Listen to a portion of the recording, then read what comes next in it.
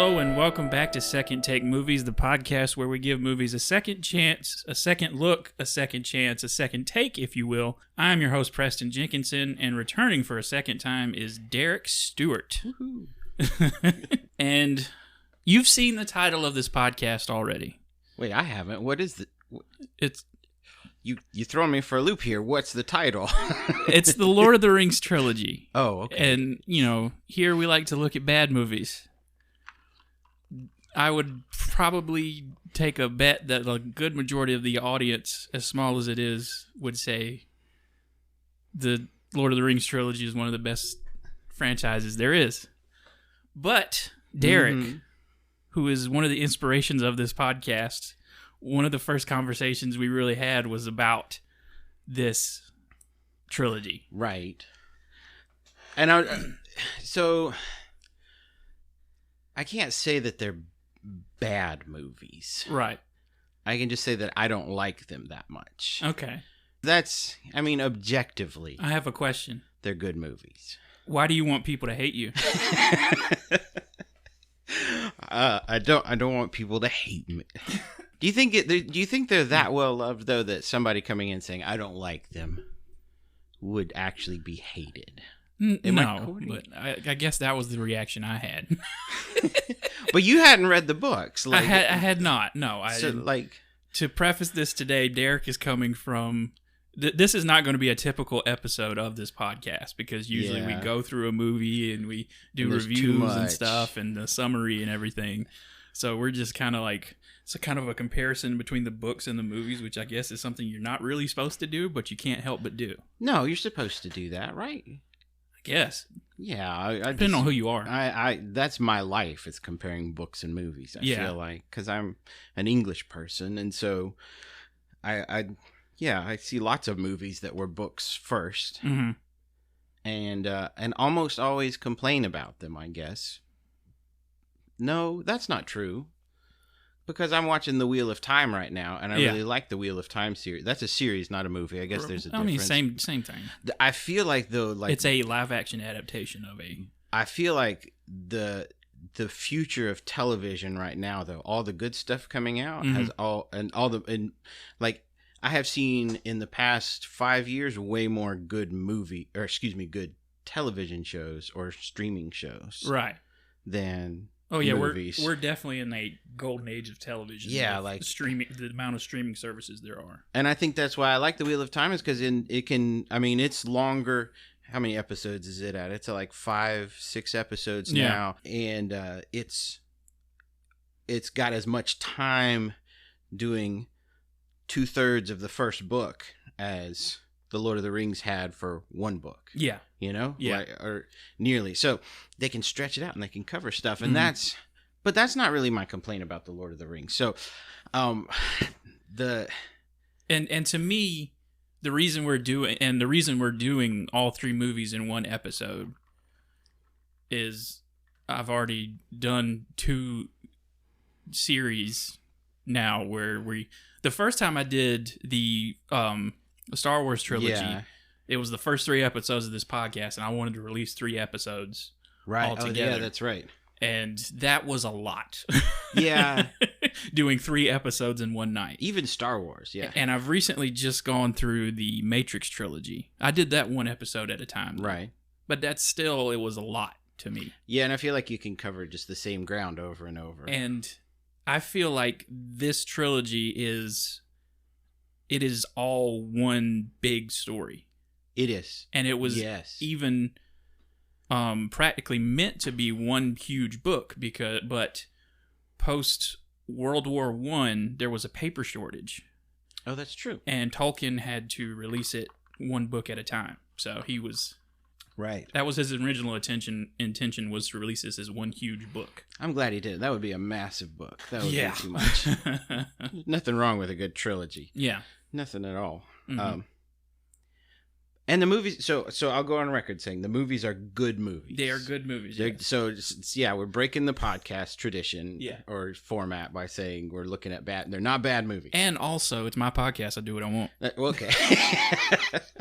So yeah. I want to talk about something I love for what changed. I don't want people to hate me though. I'm not coming out saying they're bad movies. For the end of the year, I want to talk about something that I really like. Right. They are. And the movies, yeah, I like the movies. I just watch the movies and go, this could be so much better. Yeah. Because the story and this is the problem with making a movie from a series of books is the story is fantastic. Yeah. And the movies mess up some parts of a fantastic story. And I don't think you should get a pass just because, okay, Peter Jackson made these beautiful sweeping cinematographies and special effects. Like, they're gorgeous. Mm-hmm. But just because you do that doesn't mean you get a pass for making Faramir a little bitch. So, like, that's one of my biggest complaints. Like, I'm gonna be honest with the audience. I just finished the first book this morning. That's right. When you get to the third book, okay, and you read about Faramir, and then you go and look at him in the movies, you're like, man, what happened? I trust Derek enough to give me the knowledge of the books in this episode. I mean, him and there's a couple of characters they do that with, and I don't know why. Like, I could understand. I'm not like, there's some nerdy people, and I'm a nerdy person. I'm a geeky person, and there's some people who are like, how dare you change anything?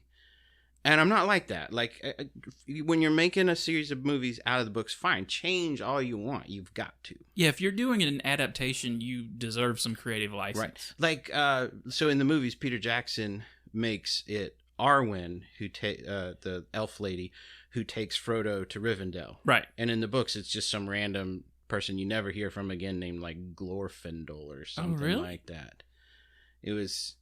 Like, yeah, some elf guy. I need to pay attention when I'm listening to books. It was some guy you'd never really heard of who shows up. Yeah. And so that was like a really good change to make. I right. think introduce that character, give her some meaningful action. Because in the books, Arwen is just kind of there to marry Aragorn, and that's all she does. Yeah. And not much else.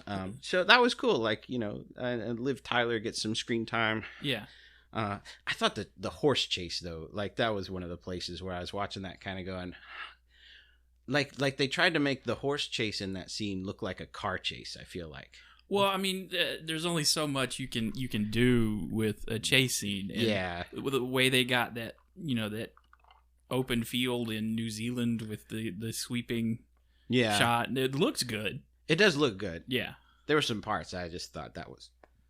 But, that's me being nitpicky. Yeah. That's not my complaint. That's not my big complaint. But basically, probably for this episode, obviously we're starting with the Fellowship, and then we'll move on to the other movies. Right. Positive changes, in my opinion, from book to movie, was the exclusion of Tom Bombadil. I knew that. I have said that many a time. I had read the book before, but I listened to it again, and I was like, yeah, there's no point in this guy. There's no... In the audiobook that you listened to, did the reader like sing Tom Bombadil's songs? Yeah. How was that? It was, I mean, because that's what I would have loved to see in the movie is whoever they get some actor to play Tom Bombadil. He just walks around singing the whole time. But my question probably is, who is he and what is he? Because they mentioned him at the Council of Elrond, but it was like, I'm not sure if there's a definitive answer to that. It takes somebody who knows the Lord of the Rings better than I do. I think he's because they asked the question like, why isn't he here? And then I think Gandalf mentions that like he just went away or something. Yeah, he's kind of the good equivalent, like in the lore in the background. The Balrog is a character called a Maiar who's like a kind of like an angel. Or a sub-deity, and he's a bad one, the Balrog is. Yeah. And I think Tom Bombadil was a good one, and some of them are just kind of like that. Like, they're on Earth, but they don't care about it. Okay. And so he's like, he's like, yeah, it's not going to bother me. If if the Earth gets taken over by Sauron, I'll just probably go somewhere else, or I'll just be fine here. Yeah. But no, yeah, he's a weird character, and I remember thinking when I heard they were making the movies for the first time, I'm like, Tom Bombadil's not going to make the cut. Getting cut.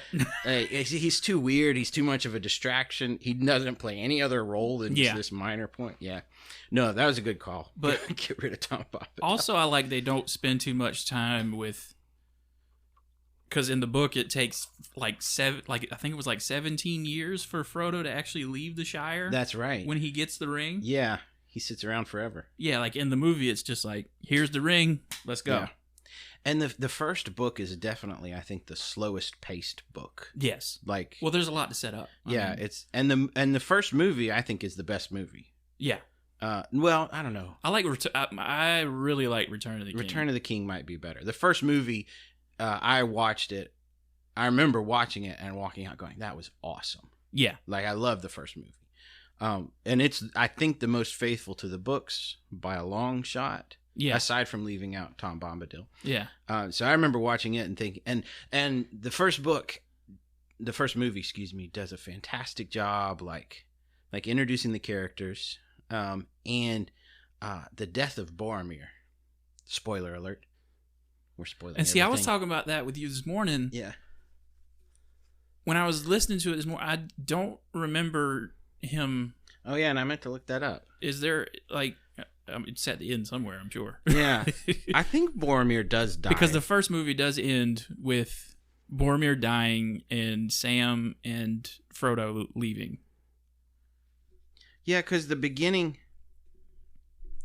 Oh, no, you're right. He dies at the very beginning. Okay, I was wondering, is because there was no mention of Uruk-hai at all. Yeah, you're right. He dies at the very beginning of the second book. Yeah, because I was wondering now. I kept waiting on it. I'm like, well, they're at that place where they've just left Lothlorien, and then they're on the side of that bank in the woods, and Boromir's already threatened Frodo to try to get the ring, and so where's the? But apparently that happens as soon as the next book starts. So that was a really good call to put that in the first movie. Because you get a battle at the end, and then because it is a conclusion to that. Yeah, that story of that was smart. We've got the ring. We've gotten to Rivendell. We've formed the Fellowship, and now we're off on our journey. Yeah, and that's the end of the Fellowship. Is when Boromir dies and Frodo and Sam go off one way, and Merry and Pippin have been kidnapped, and so no, that was smart. Because it's interesting why it's called the Fellowship, and then it's immediately split up. Doesn't last very long. Yeah. No, that's what I think the first book is one of the weakest books. Yeah. And the first movie is one of the best movies. Yeah. So good job, Peter Jackson. But in the grand scheme of this big huge story, it's the setup to everything. Yeah.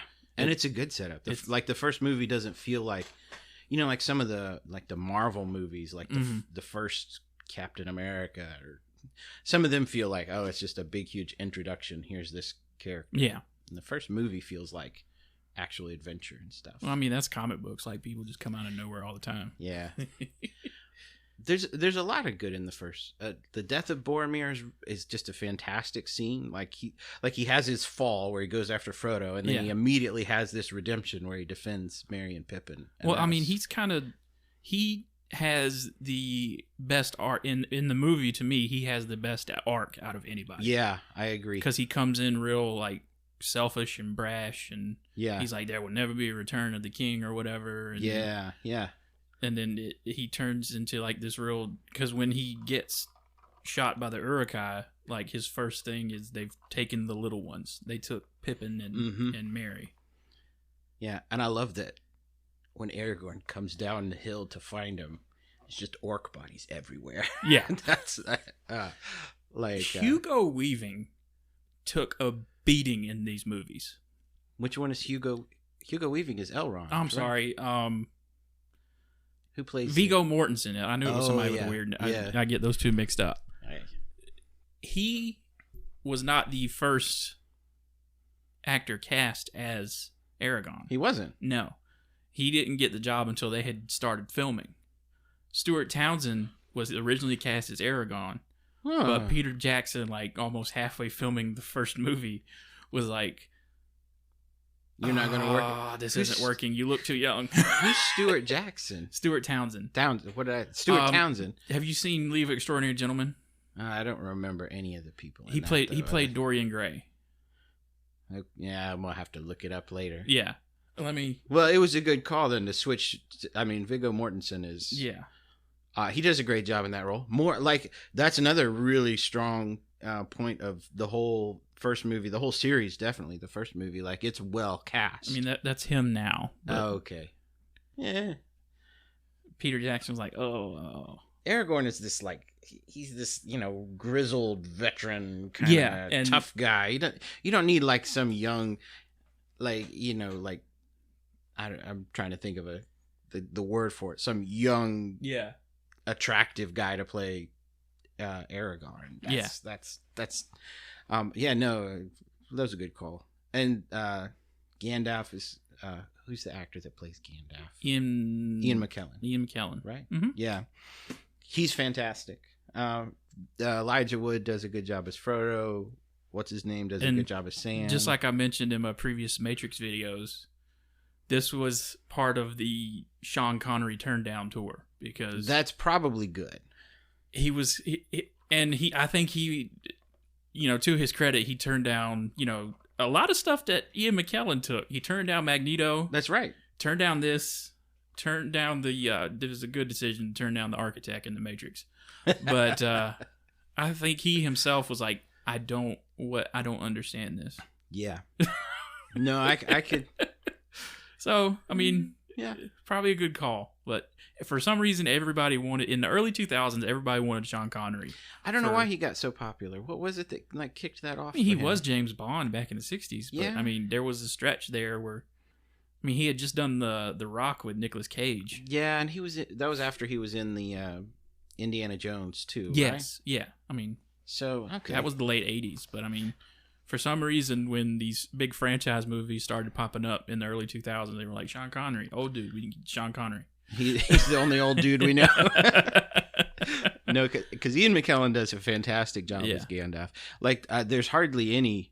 I don't think there's any really like bad acting in these movies, right? No, I can't think of any time where I thought the acting was bad, or any time when I thought this, like that was the one of the greatest things about the movies is it takes the scenery and makes it real. All these pictures you had in your mind from reading the books, and they did a great job with that. They just used the entire country of New Zealand. But even like the CGI stuff, like I love the scene when they're in the boats and they're going through between the two towers of the giant guys with their hands out.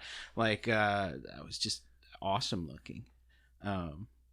And like in Moria in the mines, like they can bring it all to life. That's probably my favorite part of this movie. In the Mines of Moria? Yeah. So basically the story of that is they were, if we can rewind back to like the middle, after they leave, because basically the first part of the movie is got the ring. We go to Bree, right? Try to meet Gandalf at the bar. Gandalf's not at the bar because he was attacked by. He went to go consult Saruman. Yeah, is he imprisoned there? Because they have that wizard duel, and he gets put on the top of the tower, and then he escapes with an eagle. Yeah, which.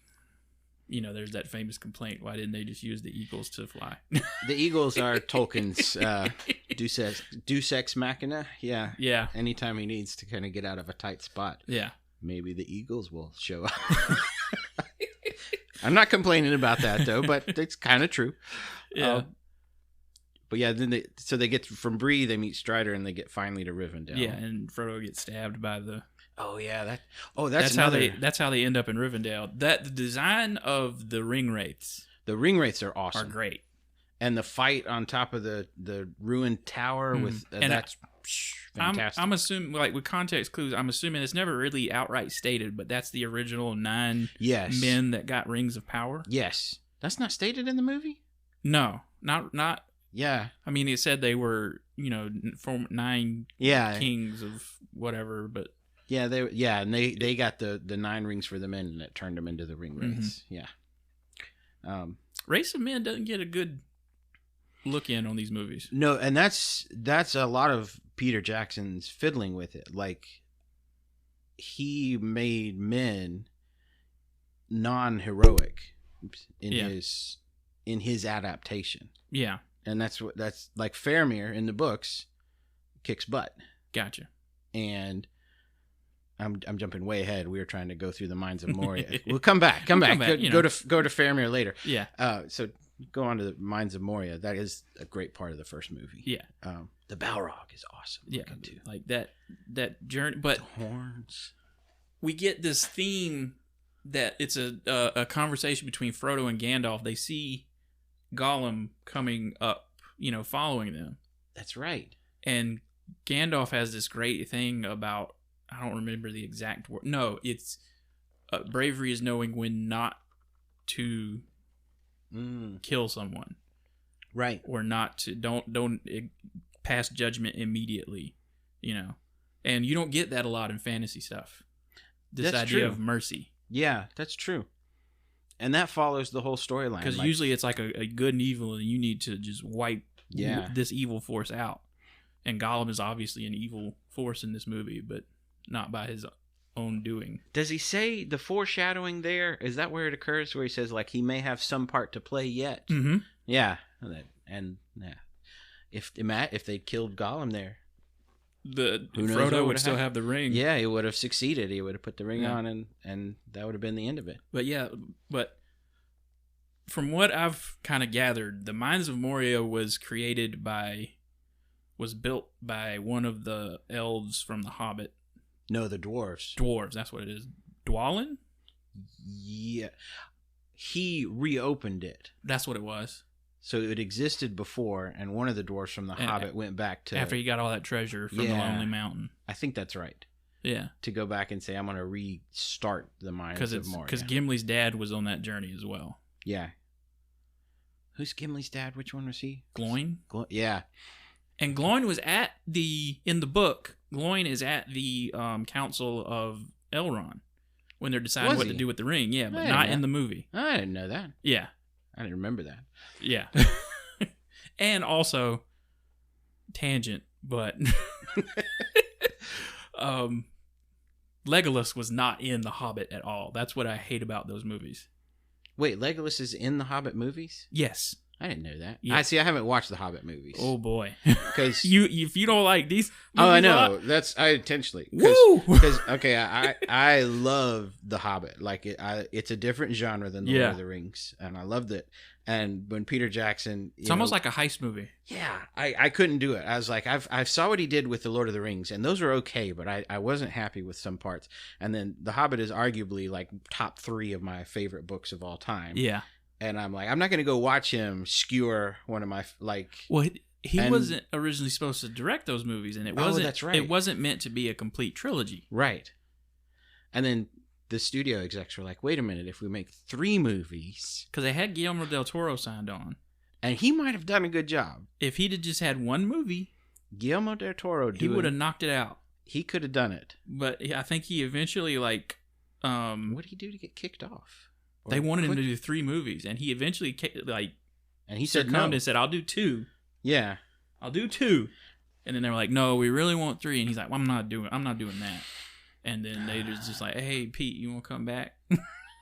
We've got this big pile of cash here. But, yeah, and I think even he regrets doing there's a video of him sitting on the set of the movie, just like, oh, you told me about this, yeah.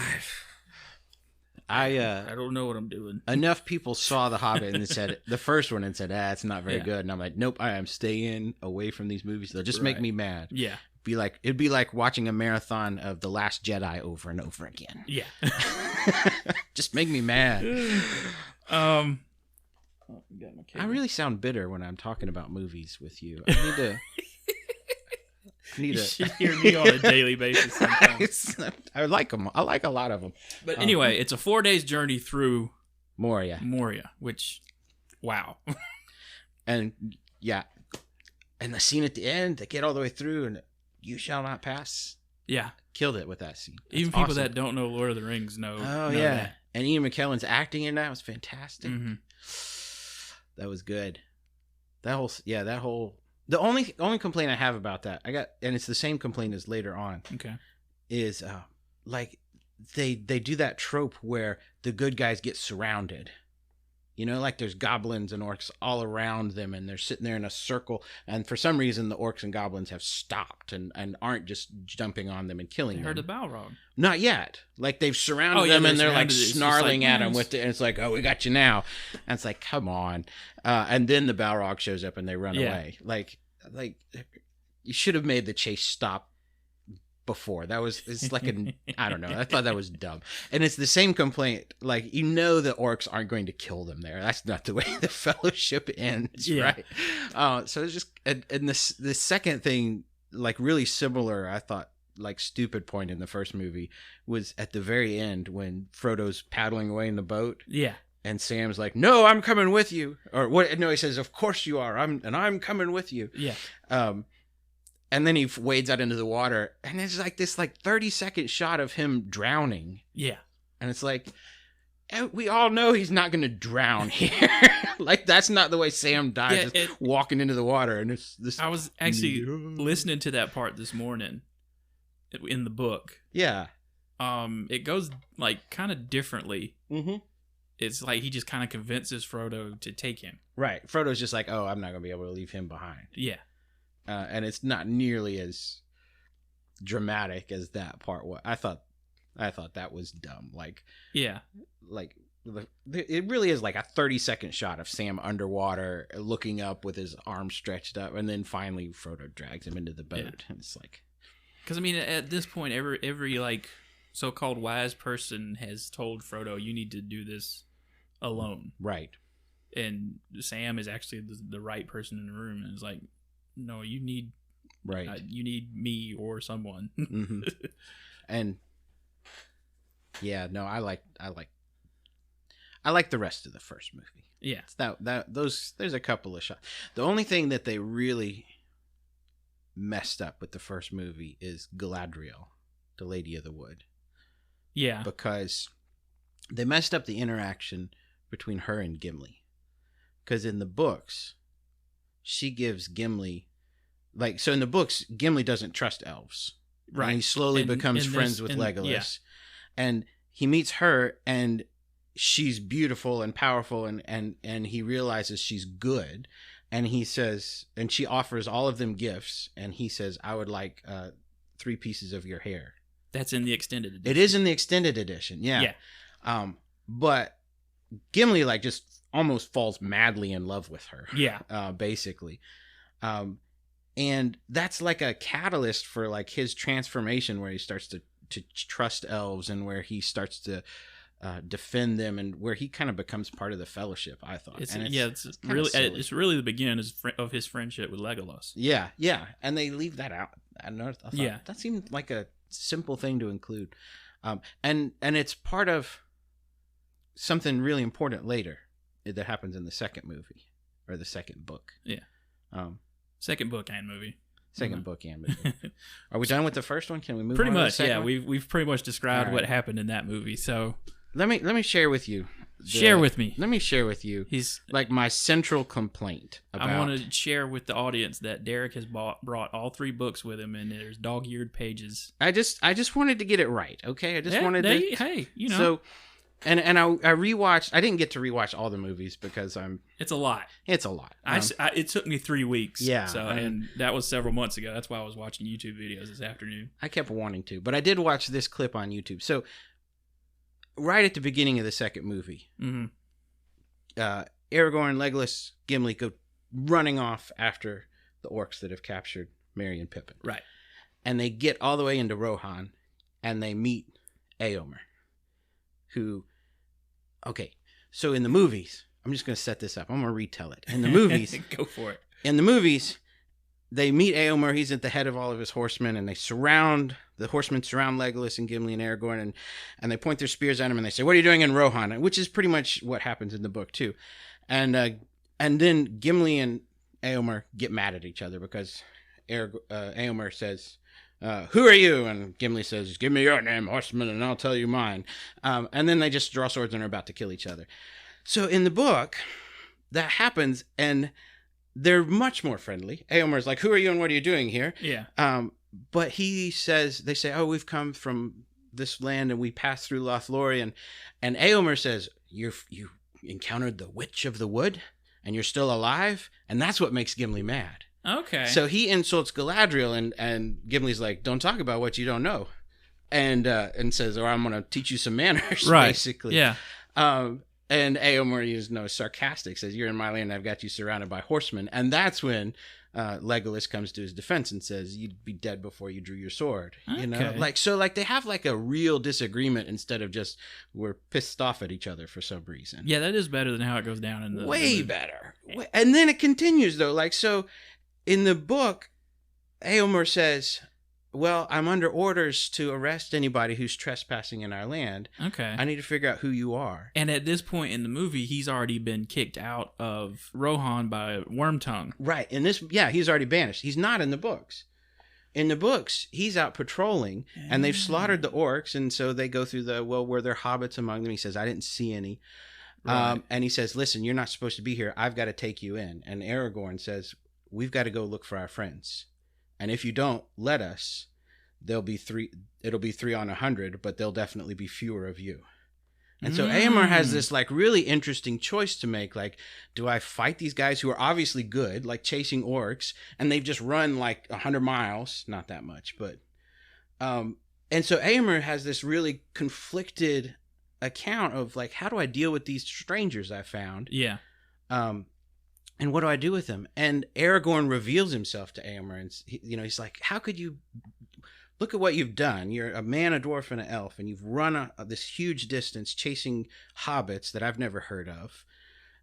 What a strange time to be alive. And so Aragorn says who he is. He says, I'm the king returned. He pulls out his sword. And says, see, Aragorn doesn't even mention his kinghood at all in the movie. So it's like he's like running away from it. Yeah. It seems like his character in the movies. So he shows up, and Éomer finally says, okay, I'm going to let you go. More than that, I'm going to give you horses, which are the prized possession of the Rohan. They're horses. Yeah. That's the reason they're fighting Saruman.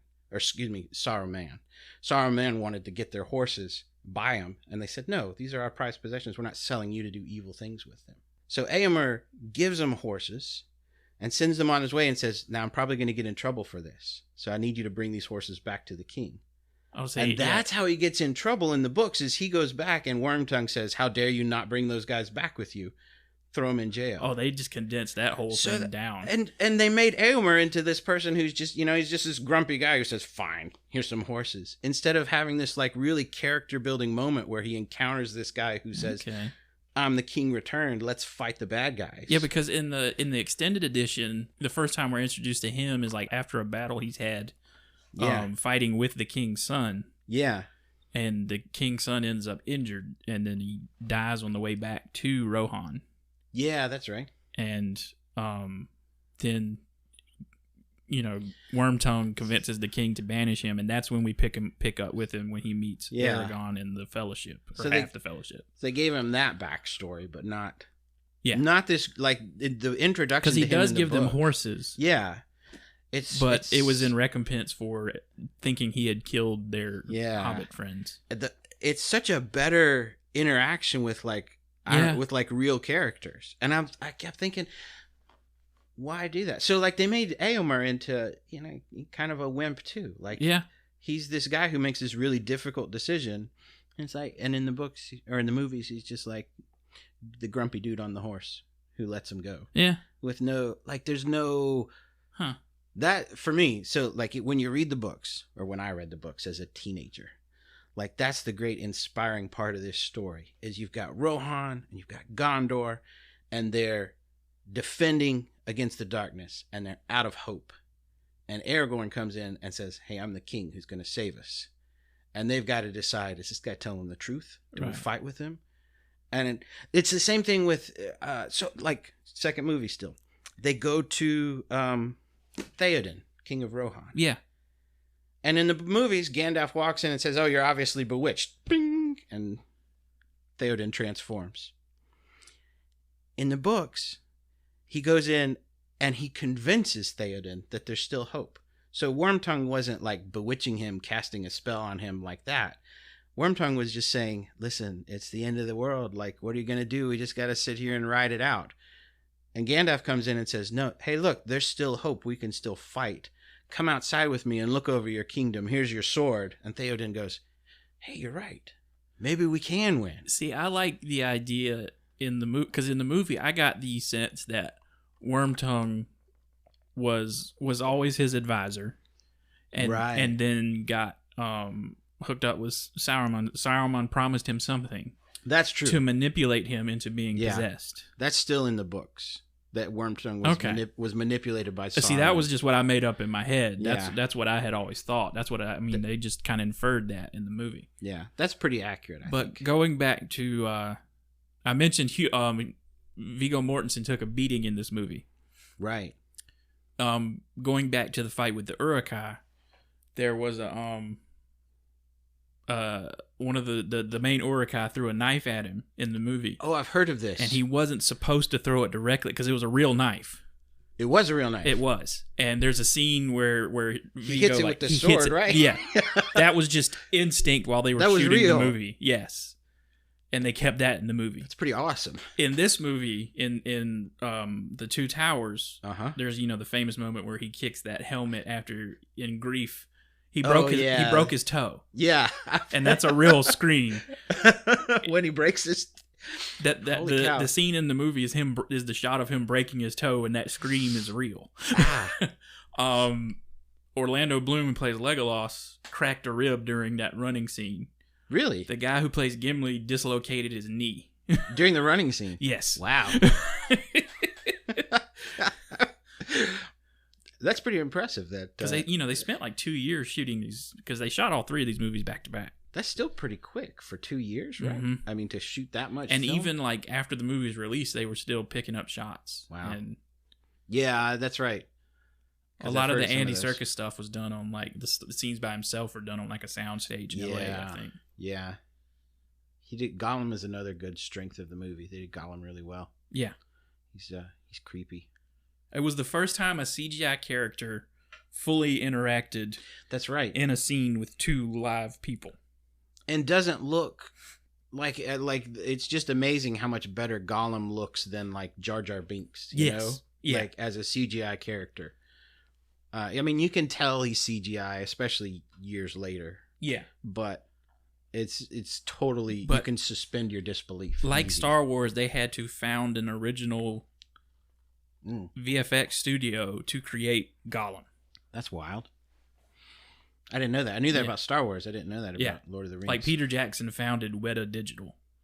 And it's still doing other projects. Yeah, that's still like... And that's how they started with Gollum. They did work on Zack Snyder's Justice League in most recent memory. Huh. They did, stuff on the Hobbit movie. They did They've done a lot. That's pretty wild, isn't it? But it's like a division of a company that was already founded that was working on this movie called Weta Workshop. And this was like during the real transition of like digital stuff, like digital filmmaking versus film, and just different way to do things. It's really like, I think the Lord of the Rings came along right at the time when they could make the movie. Yeah. Like it couldn't have been made any earlier, really. Yeah.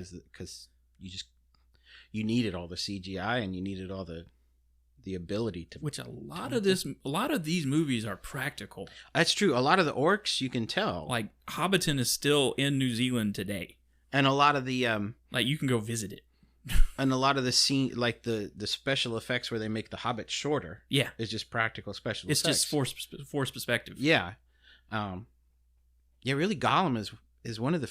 I guess a lot of the ring wraiths flying around and the dragons. Gollum is probably the most intensive. Yeah. Like, if you want to get something right, you get that right. Yeah.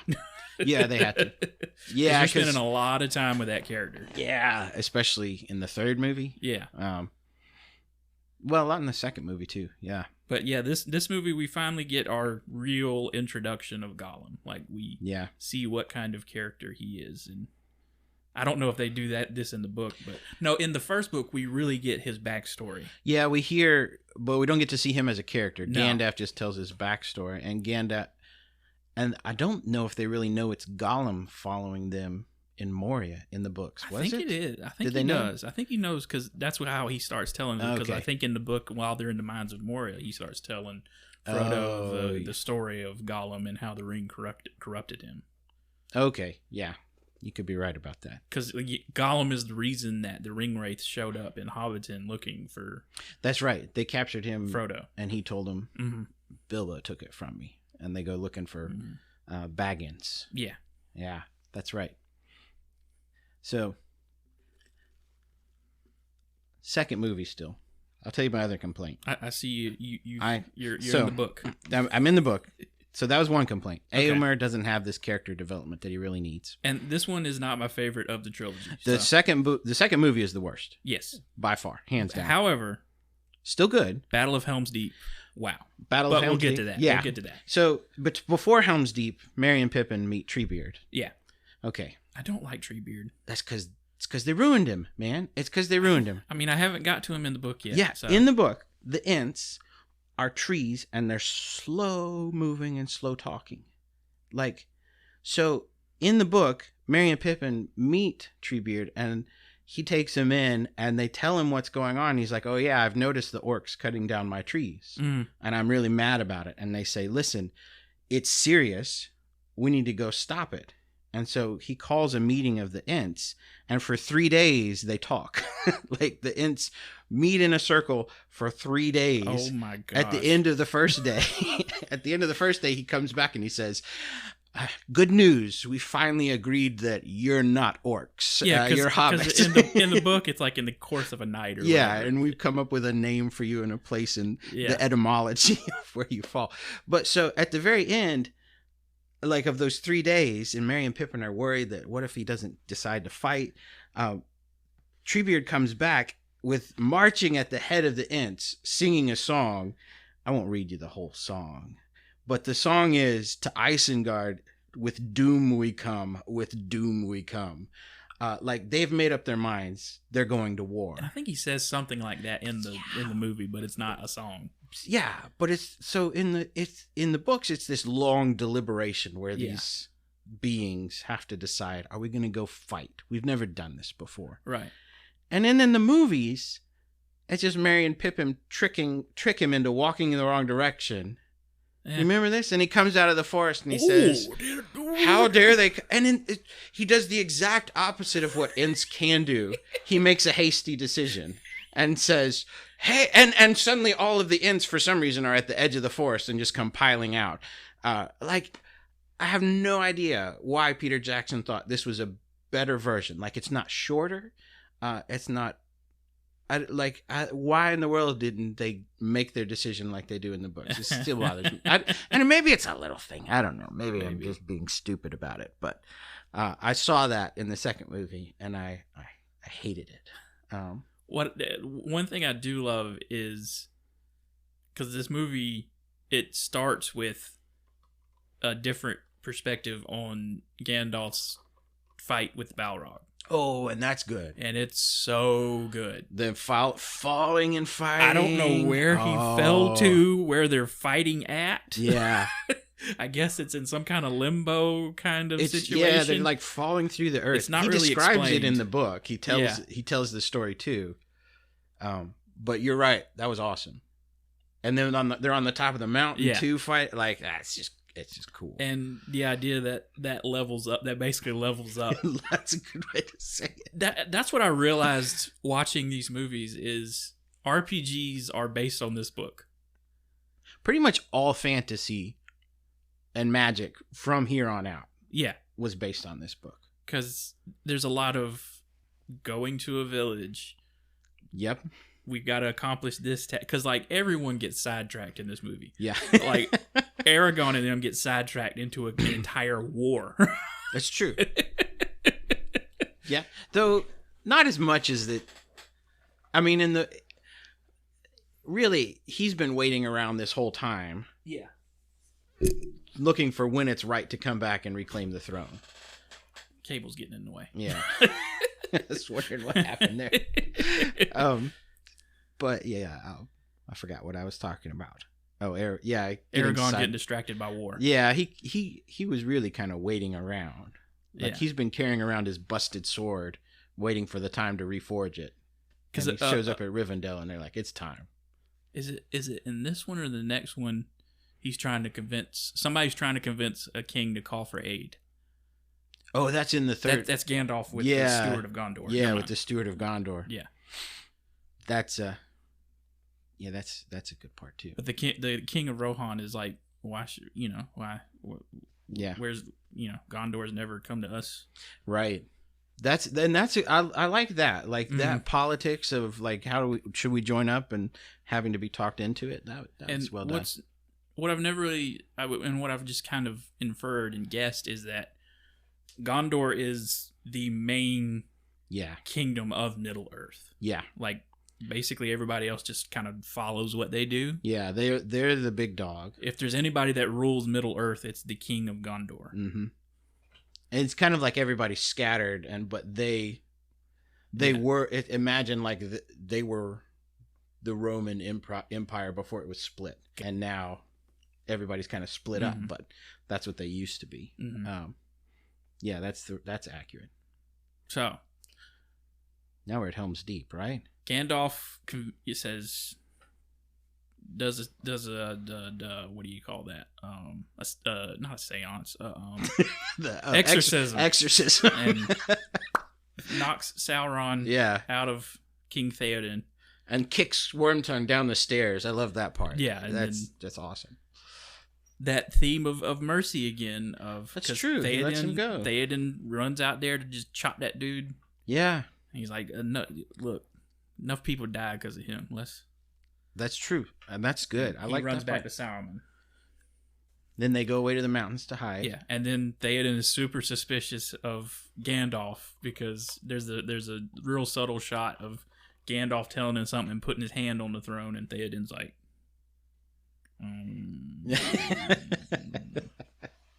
I forgot about that part. No. Yeah. Because he's like, I mean, he doesn't really does he want to go to Helm's, or somebody doesn't want him to go to Helm's Deep? Like, yeah, I forgot why he was waffling in that decision. I can't remember. But anyway, they pack up the entire kingdom and they all move to this fortress in the mountains. Right. And in the books, Éomer's with them then. Because in the books, Éomer's been locked away. Really? Yeah. So Éomer, after giving the horses away, goes back, and Wormtongue says, how dare he give our horses away to these strangers and not capture them? And so they go instead of having his heroic entrance. Yeah, which that's a pretty good change in the movies too, I think, is to let Éomer be the one that rescues them. In the books, it's just some random guy. And basically, Gandalf being what does he call him? The wielder of the flame of Arnor is basically the power of the sun. Yeah. It's because he has the third ring, No. Yeah, Gandalf. I spoiled it for you. Gandalf has one of the 3 rings of the elves. Did not know that. Yeah. They did not show. That's not in the movie at all. Is it not? No. I thought that was. It's definitely in the books. So Gandalf has one of the rings of power. Yeah, Gandalf has one of the rings of power. That's the flame of. So I think that's on top of being a wizard. On top of being wizard. Which he doesn't do a lot of magic. Not tons. To be a wizard. That's true. Seems like wizards in this universe are just like advisors. And they're kind of like, their magic is kind of like subtle. Throw each other across the room. Yeah. Like in The Hobbit, there's scenes where he confronts the necromancer, which turns out to be Sauron. Yeah, which totally isn't even. That's how stupid that movie is, but just say it's Sauron. Why's it got to be the necromancer? Yeah. That is, yeah. He has this huge white bubble that he can summon and keep darkness out, but it's... Sounds dumb. And that doesn't happen in the books except like off screen. And that wizard fight he has with Saruman in the previous, they just that was pretty good. Throw each other across the room. Yeah, but in the books that's always like real subtle. Like they just stare at each other, and then Doctor one of Strange them can split himself into. You want something like that? Yeah. If I want a wizard duel, give me a wizard duel, man. That's true. Yeah, he does. You kind of want more fireballs and stuff. Yeah, like even Harry Potter throws some. That's true. Now in the battle of before Minas Tirith, he's like shining the light at the Nazgul. Yeah, and like he comes riding in. And so there's that. That happens. I mean, he has magic. Yeah, he doesn't whip it out all the time. No, he doesn't. He's not like blowing stuff up. So we're in Helm's Deep, and the Battle of Helm's Deep is awesome. Yes, in the books and the movies. Any exterior shot is a miniature. Like when it explodes. They made a miniature. That's a miniature. That's awesome. Yeah. And they made that. It looks cool. Because I always remember reading the books kind of being hard to visualize the way Helm's Deep is this fortress built into the mountain. Basically, and then they make it basically look the great. way they make it in the movie is like this thing that comes up and it's like surrounded by mountains. And it's really difficult to get to. Right. And it's never been broken. But somehow the orcs just walk up to it. I mean, you can forgive a lot of stuff, but... That battle, though, with like the ladders going up and stuff. Oh, that's and the cool. amount and the way that the orcs, when they're coming up that pass that leads up, they've got the shields out. Yeah. They're just willing to sacrifice the guys on the edge. I'm like, jeez. The only complaint I have about Helm's Deep in the movies is I don't know why the elves are there. In the books, they don't show up. No. I'm telling you, though, it's because Peter Jackson doesn't think the men can be heroes. Like, there's no... It's kind of like that in The Hobbit, in the Battle of the Five Armies. Yeah, he doesn't think men can be heroes for some reason. And, like, that's... Helm's Deep is the first time in the books where the men are the heroes, pretty much. Yeah, like Theoden becomes like this... He decides, I'm going to fight. And Éomer is there fighting with Aragorn. Oh, those are great scenes in the books. Like, Éomer and Aragorn get out there and are just wielding their swords with impunity. See, now I'm looking forward to this part of the book. Oh, it's J.R.R. Tolkien had a fantastic ability to describe battles, the ebb and flow of them, and just really because the Battle of the Helm's Deep in the movie is kind of the standard for how you shoot a battle nowadays. Yeah, it's awesome, and it's great in the books. Like I wasn't, aside from the elves showing up, like and.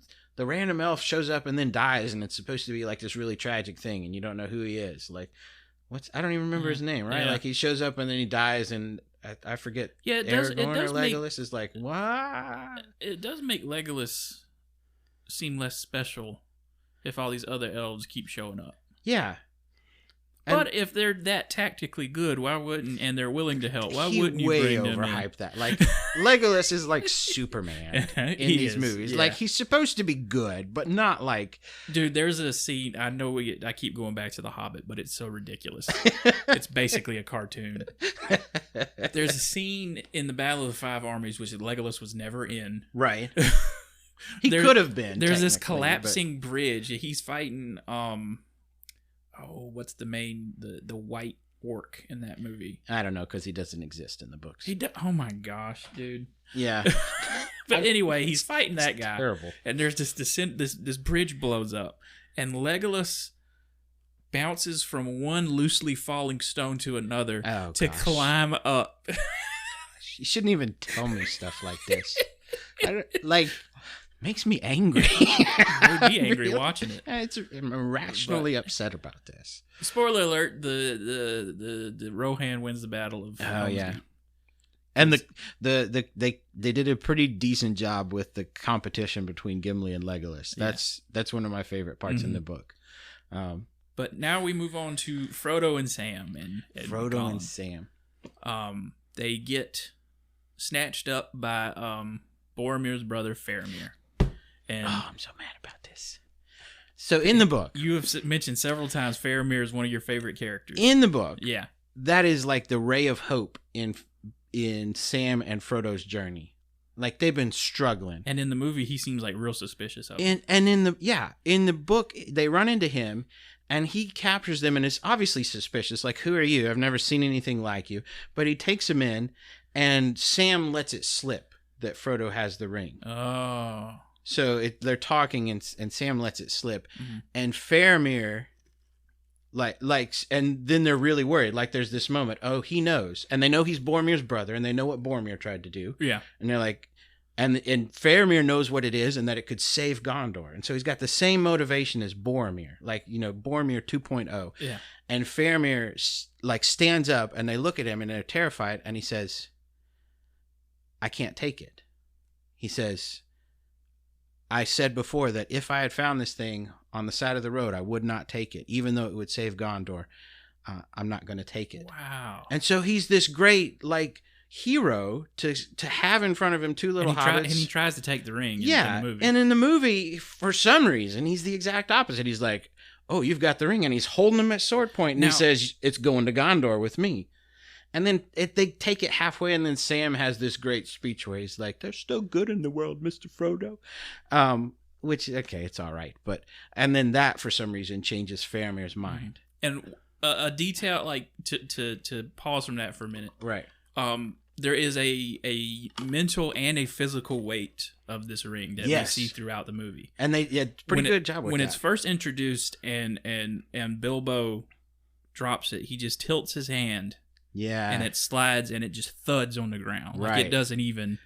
And throughout the movie, you can see the lines of the necklace are digging into Frodo's skin. Right. It's heavy. Yeah.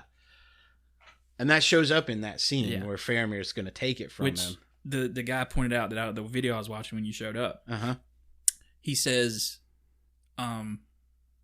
that's the reason why, Sauron basically doesn't even have any defenses to the entrance of Mount Doom, is because he figures that whoever gets the ring is going to be so corrupted that it's the power of the ring, it's so powerful that it's going to completely corrupt the person by the time they get there, and it eventually does. Yeah, and Frodo is amazingly strong that he doesn't be corrupted sooner. But back to Faramir. So, yeah. Is he hated by his father as he is in the movie? Okay. And he's not... So that whole conflict was created for the movie. And he's not so, self-conscious that his father loved Boromir more. Like, he mentions... Oh, man, I wish I... Because you can tell him and Boromir, love each other. Yeah. He mentions... I wish I could... I'm not going to be able to find it. But, he mentions how when Boromir set off to go to Elrond's house, that Boromir left because he was the strongest and the bravest, and he says, and that's true. So, he doesn't have this inferiority complex that he has in the movies, and his father doesn't hate him like he does in the movies. In the movies, he's defending Osgiliath heroically, and it falls, and he's retreating back. There's none of this, his father decides to go send him to his death nonsense. Yeah, because that's what happens in third movies. Go. If you were like your brother, you'd go defend Osgiliath. It's just why'd they do that? I don't know. It just drives me crazy. I don't know why you would do that. I guess they felt they needed some kind of conflict with that character. He doesn't. Faramir is this really heroic character who lets him go, saves him, gives them food and staffs, and sends them on their way. And because he even tries to kill Gollum. That happens in the books too. And Frodo's the one who says he's our god. Yeah. So he's such a better character than this. The whole time he's on screen in the movies, it's just cringeworthy. Why? I just and it's a little thing, but again, it's Peter Jackson could not let men be heroes in his movies. Éomer is this heroic character who makes this difficult choice. Faramir is this heroic character who resists temptation. And in the movies, they're both these defeated, kind of grumpy, kind of dark characters for some reason. Wow, this is the first time where I'm I guess that's the reason why it's just not my favorite of the trilogy. Yeah. I don't know why, and I don't know why I did it. I would love to sit down with Peter Jackson or whoever wrote that part. Maybe it wasn't him. Peter Jackson, I think he did help write these movies. I'd like to buy him a beer and say, tell me what you have. Why you did that to Why Faramir. Do you hate me? Why do you hate Faramir? I think he was trying to go for... Because even in the opening exposition of the first movie, it's 9 were gifted to men who, above all else, craved power, which is not the way. So I kind of feel like Peter Jackson was trying to get across the idea that, we're just imperfect, right, and we're not the right. I guess the saviors of. Yeah, no, that's true. They got to be, and it's trying to get across the idea that Sam is the real hero. Sam is the real hero. I agree with that. Sam is the real hero. Sam kept Frodo going. Yeah. Sam is awesome. Yeah, that's basically their story. Is they get captured by Faramir. They go in to Osgiliath, and then he decides. Faramir lets them go, and then they get in. Is it in this movie where do they get into? I can't remember. Honestly. Mordor. I think the end of this movie is them going into Mordor. Does Sam fight the spider? No, that's in the third. That's in the third movie. Yeah. Okay, yeah. Yeah, this like the last part of this movie is them like just starting to get into Mordor. Yeah, because we get to that scene after they see where the Nazgul come from. maybe Minas that's Morgul. Yeah. While they're camping on the mountain, Gollum does some manipulation with. He takes the Lambeth bread and throws it over the side and puts some crumbs on Sam's shoulder. And that's dumb too. That didn't happen in the book either. I figured. That's dumb. As soon as I was describing it, I was like, this doesn't seem like something that happened. No, in the book. Frodo would never like choose Gollum over Sam. Like the whole book, Sam is saying we should kill Gollum, and Frodo's saying, well, yeah, no. that's how he is in this movie. Yeah, in these movies, he's but. like, and there's a pretty good moment where Sam's like, we should just be rid of him, and then just like Frodo snaps at him. He's like, what do you know of it? Which is so I think it's a good idea of showing that Frodo still has some empathy for Gollum because he's carrying the ring too. Because he kind of knows what Gollum went through, and he's experiencing kind of what Gollum went through. Frodo had the ring for like 20 years supposedly, and Gollum had it for hundreds, almost thousands. Yeah, so I mean, Frodo knows what it feels like, but. Something else it's brought up in the extended edition, but it's not given any explanation, I feel like. Aragorn's 80 years old. So he comes from the race of the Númenóreans. Yeah. Who were like some of the high men in the past.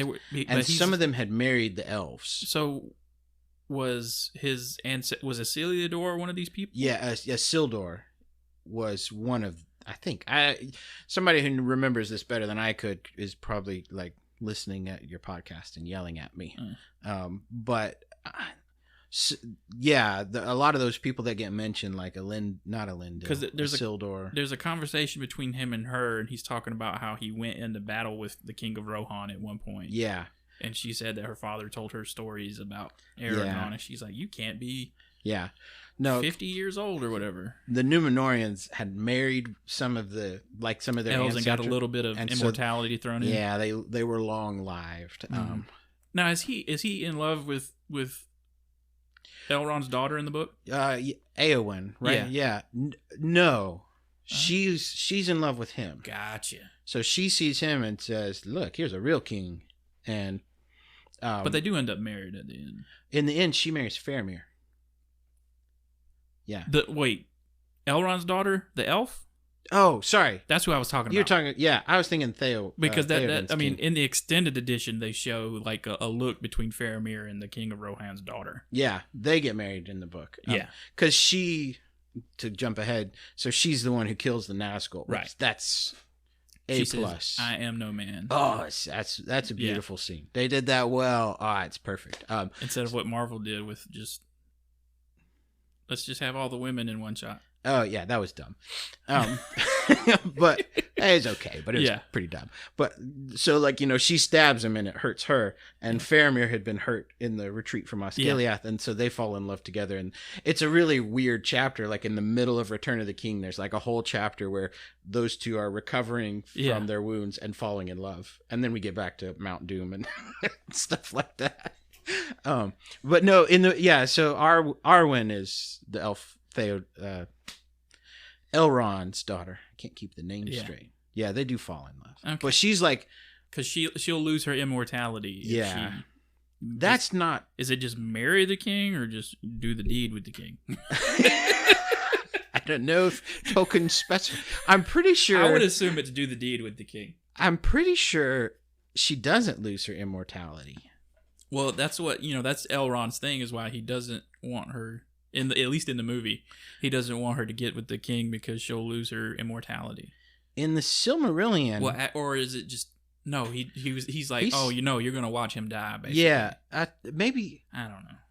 In the Silmarillion, the elves who marry the men don't lose their immortality. Okay, pretty sure I'm right about this, but yeah, in the book, she just kind of shows up at the end and. Married, like there's not very much. There's not much with her of that. In the book. Yeah, but I thought they did a good job, kind of making Elrond and her have that conversation, and like I thought that was a good addition. I thought, because in the movie, at least in the extended edition, it's like it's just like, oh yeah, I'm 80. Okay. Yeah, it doesn't bother to explain where that came from or anything. That's basically the Two Towers, right? I mean, yeah, and we've gotten into it ends with Frodo and Sam because they've broken up with Gollum basically, and they're by themselves in Mordor. Yeah, and then the third book / movie, they have to fight Shelob the spider, and that's kind of where the movie starts. Does it begin with that? Yeah. It's one of the first scenes, basically. That's terrifying in the movie. I remember they did a good job making her scary. No, Sam and Frodo have split up. Oh, that's right. And because Gollum tricks Frodo to go up this pass his plan is to get the ring from Frodo while he's caught up in the book. Shelob. They're together still, but Gollum gets him into the tunnels and then disappears. And so that's terrifying too. And then he comes around and grabs Sam from behind and tries to kill him. And Sam beats him up. But the big conflict in this movie is this army of orcs is coming to Rohan. Yeah. It's the big conflict is basically to Minas Tirith. Minas Tirith, however you say it. No, it's the Gondor. We're in Gondor now. You said Rohan. I did? Oh, well. Gondor and Minas Tirith are the same thing. The city of Minas Tirith in the kingdom of Gondor. Right. Gotcha. It's all right. And the steward is... I don't know if he's starting to lose his mind like in the book. Or... You know why he's crazy? Why is he crazy? They left this out of the movie. For some reason. He's crazy because you remember Pippin captured the Palantir. Mm-hmm. Denethor, the steward, also has a Palantir. And he thinks he's strong enough. Oh, the seeing stone. All-seeing stone. Yeah. All-seeing eye. So Denethor thinks he's strong enough to use it. And so he's been using it for years.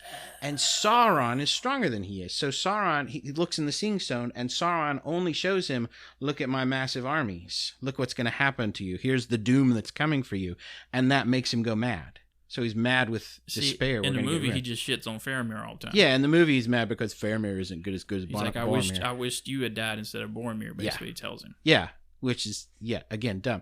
So that's why he goes nuts. He says, the army's coming. I've seen it. Yeah. There's nothing for us to do but die, and why not here and now instead? So he lights himself on fire and casts himself off the edge. In the movie... The reason he casts himself on fire is because after he sends Faramir basically to his death to defend whatever that is out in front of Minas Tirith. Yeah, some city, Osgiliath. That's already abandoned and broken down. He thinks that he's dead, so he just brings him in on a pyre and pours oil all over himself. Yeah. And he's like, my line has ended. Yeah, and he's just nuts. He's just crazy for no reason. Yeah. I don't know why. Why not give him a reason to be crazy like he has in the books? And he's very, no king. I am... The throne of Gondor is mine. Yeah. Even though you still sit in the little chair and not in the big chair. Right. And Faramir is such Faramir, when he lets Frodo go, he says, I don't love battle, but I love fighting for Gondor, and I love the hope that one day a king will come. Mm-hmm. So if Faramir knows he's going to be a steward, not the king, and he's fighting and hoping that the king will come. I don't know. It's such a better thing. But yeah, because he won't call to Rohan for aid. That's dumb too. That doesn't happen in the books. Really? Jeez. I'm telling you. See, why make all these things in the books? Gandalf has to talk him into it, but it's not this big thing where Pippin goes up and sneaks it. Yeah, in the Merry, movie, whichever one.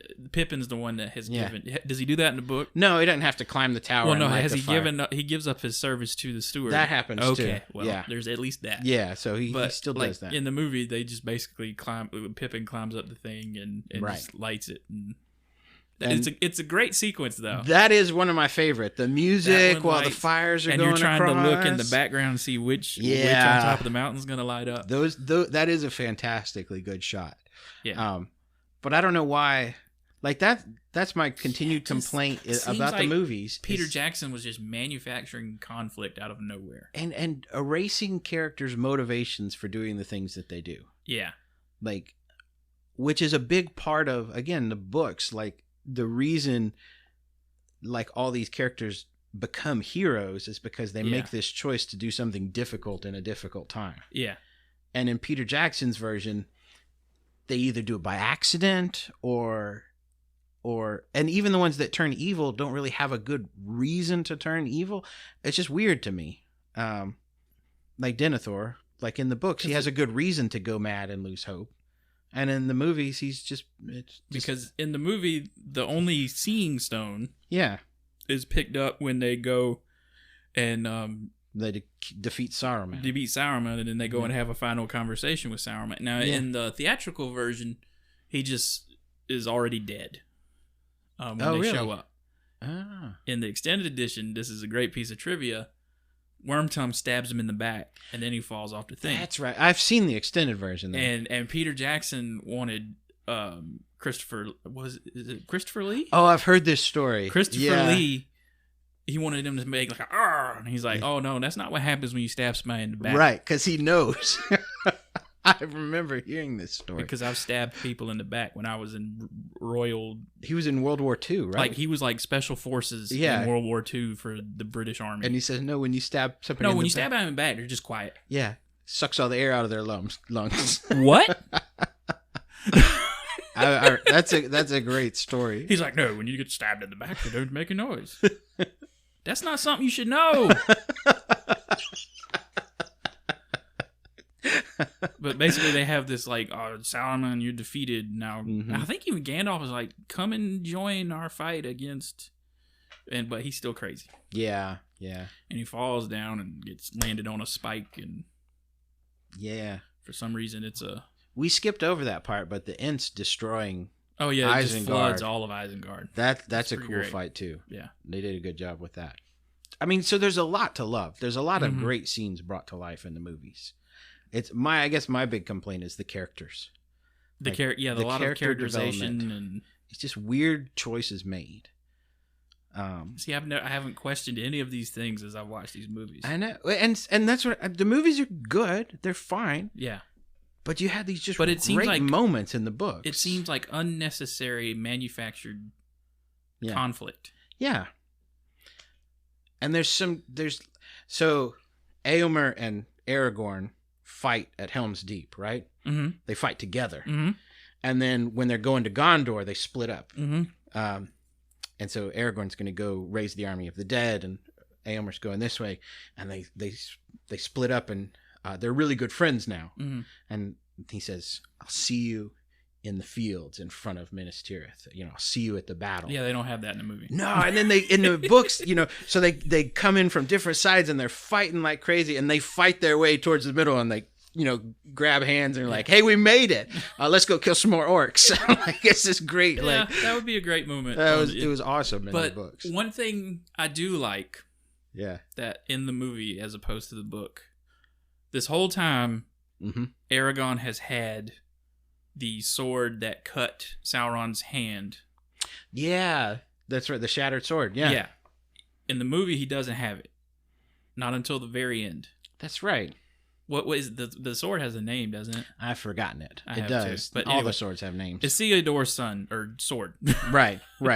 And it's brought, and this is after they've answered the call to go help Gondor. Right. They're camping in the mountains. Right. Before they go off to war. Right. And Elrond shows up with the sword. That's forged. right. And like there is going to be a return of the king. Right. Because he's convincing him to go into the mountains and get the dead army. Right. That's that doesn't happen in the books. I think more of the Rangers show up.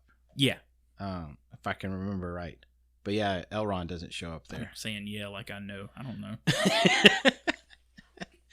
And the books, the movies make a good in the books after they destroy the ring, and pretty much everything happens in the third movie. Pretty much everything happens the way it does in the books. Yeah. At this point, Frodo has been captured by Shelob. Yeah, and Sam saves him. And then the orcs pick him up, take him to the tower, and Sam saves him again. And I liked that whole fight where the orcs turn on each other. Because they're that's nice, greedy and corrupt, and then they trudge their way to Mount Doom, and The fight, like that's some good CGI too, where Frodo's trying to throw the ring in and Gollum's on him, and you've got Gollum on invisible Frodo, and then bites his finger off. Well, that's probably just as easy as like you can still have Elijah Wood's motion, I guess so. and you just have to just cut him out. Visually, just cut him out. So that was probably the easiest part that he did. It looks like, but it looks realistic. Like Yeah, it looks like yeah. Gollum's on an invisible person. Yeah. Like that was, I thought that was really well done. And and they do a great job of like, so Gollum's falling into the lava. Yeah. With the ring, and he's so happy because he has it. That's which is, I love that. That's really well done too. Like he finally got his heart's desire. How do you feel about the Army of the Dead in the?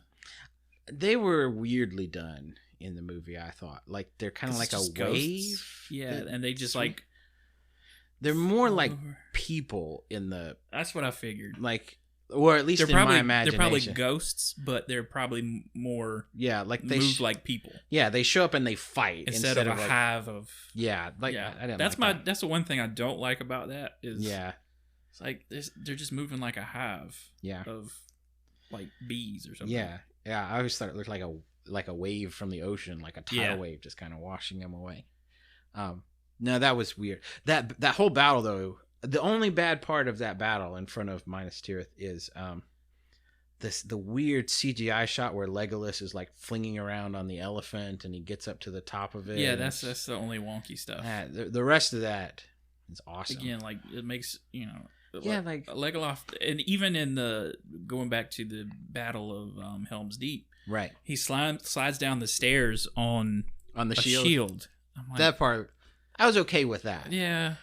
That's not like Superman. But that thing where after he kills the elephant and he just slides down the trunk, I'm like, okay. Yeah. I mean, honestly, if one elf does this, all we need is like a couple dozen of these guys, and we can win all the battles. Yeah, that's dumb. But the idea that Sauron thinks that anybody who has the ring is going to ultimately be corrupted is kind of right. Right. He also doesn't. Like, he can't imagine them deciding to destroy it. Yeah, that's his other thing is, like, I can't imagine anyone... Right. In his mind, like, anyone why would who you throw away all is this going to power? be so corrupted. Yeah, well, he thinks anybody who has my ring of power is going to use the power. Yeah. Why would you not take over the world or do whatever you want with this? So when you really think about it, Gollum's the hero of Middle-earth. Gollum is the hero? Sam's the one though that carries him up the mountain pretty much. It's like, I can't carry the ring for you, but I can carry you. Yeah, that's great. I'm like, this guy. Jeez. Because it's the Sean Astin and Elijah Wood. Astin, that's his name. Do a very good job of showing the exhaustion. Yeah. And just being done with it all. Yeah. No, it's like it's very despairing at the end of that. Because like Frodo's basically bleeding around his neck from the ring cutting into his skin. And their lips are like blistered and chapped. Oh, I remember that shot. Thinking, oh, that looks awful. Yeah, because it just makes you feel like, yeah. And after they save Middle Earth, there's like 4 freaking endings to this movie. That was a little much. I don't remember them all, but I remember being in the theater going. I guess you could say one is the with the Aragorn basically becoming king and bowing to Frodo. Right. That's Middle Earth's ending. Right. The next one is the Hobbit's ending. Where they all kind of return home. Mm-hmm. And the third, when they go on the boat. Right. To wherever. Valinor. Yeah. Or the Grey Havens, or wherever. That is all because Galadriel's there. I don't know if she's there in the book. Yeah, so that's all the ring bearers. Yeah, that's their ending. Right, because Frodo feels like that Frodo can't just live in this world anymore. No, after he's gone through what he went through. He's exhausted and overcome. Yeah, so that basically is like this book's heaven, I would guess. Yeah, that's where all the gods of Middle Earth live across the sea, and basically. You have to sail straight instead of sailing around the world. There's a road that goes straight. Is it on the map of Middle Earth? I don't remember. I don't think so. But the elves know how to get there, so obviously they sail, and because I think Gandalf gets on that boat too. Gandalf goes with him. Yeah, because it's I guess now he's done. The age of men, basically. The elves are going to all be leaving, thing. and there's not really magic anymore. Men get an age at the end of this. Yeah, so. that's the transition. Yeah, we get our age. I guess Peter Jackson was trying to convey that this was the time of elves. Yeah, and it's over. And now that's the time of men. That's because men can be trusted again. Yeah. Even though there were no heroes. Aragorn is a hero through this whole thing. What does he do though, other than like kick butt and take names? That's what a hero does. No, but like a hero's got to like overcome something, and he's overcome his reluctance to be king. That's true. Okay, that's fair. He finally accepts, because it just seems like he does not really want it. He has reverence for it, right? Because the scene where he sees the sword in the first movie, right, and he's looking at it while it's broken right there. He's like, but I respect what this is, and yeah, that's fair. In the books, I feel like his struggle was not so much, do I want to be king, but will people accept me being and a king? lot of people are like, right. we don't like this guy just comes out of nowhere to be king. I don't think so. And that's really kind of the story, is him going and all the people saying, oh yeah, we'll join together. We'll let you lead us. Yeah. There's another big part of the ending in the books. Not that I'm kind of getting stuck on this. Here's how it is in the books. Well, no, that's what this episode is. So in the books, the hobbits go back to Hobbiton, and Saruman didn't die in the books. Really? In the books, Gandalf lets Saruman go. He's like stripped of his power. He's not a wizard anymore. Gotcha. But in the books, Saruman has gone to the Shire and taken over with Wormtongue. And so with a bunch of evil men. And so the hobbits go back, and Merry and Pippin and Sam, not Frodo much, but they go back and they say, oh, these people have taken over our hometown. And Merry and Pippin and Sam show up and drive them out, form an army of hobbits. And which is, you knew going in, like, that's not going to show up in the That's books. Too much. Yeah, in like, the movies. We just finished this. We don't need that. It's a weird kind of anticlimactic There's ending. no point in that. It's kind of interesting to see what happens there, but that was kind of a bizarre.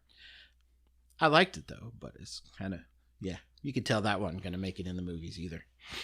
Well, I did not think when we started this episode that there was going to be a lot of stuff from the books where I'm like, yeah, that should have stayed in. There's a lot. Yeah. Okay, I'm glad I convinced you. I will admit that I have been convinced that the Return of the King book sounds a lot better than the movie. Not again, Return of the King, the Two Towers book. The Two Towers is the big one. Okay. And again, the movies are okay. The movies are even good. But I don't know how you mess up something I don't know how you take something that good and say, this will probably make it better if I do this instead. Yeah. Like you gotta think these things through, Peter. All right. Well, that was our lengthy discussion. Sorry. No, I mean, I figured this was going to be the longest episode I've had. We're at 1 hour and 24 minutes right now. You can edit out some of my stuff. Yeah. That was the end of our discussion of the Lord of the Rings trilogy to close out 2021. This is my last podcast of the year. Very nice. Derek, thanks for coming back. Thanks for having me. I really enjoyed it. Thanks for putting up with me complaining about Peter Jackson. We'll have to find some other movie adaptation that is taken from a book that you don't like. Hopefully not. Then we need to find something I like, or at least I'm not another. Such a grumpy I guest. think Derek will be back for another episode. We'll come up with something. So I would just ask if you listen to this on Apple Podcasts that you leave a review, subscribe wherever you want to. I don't care where you listen to this at. Just subscribe, leave a review. Find us at Second Take Movies on social media, and if you have a suggestion for an episode, you can send an email to secondtakemoviespod@gmail.com. And I will see y'all in the new year.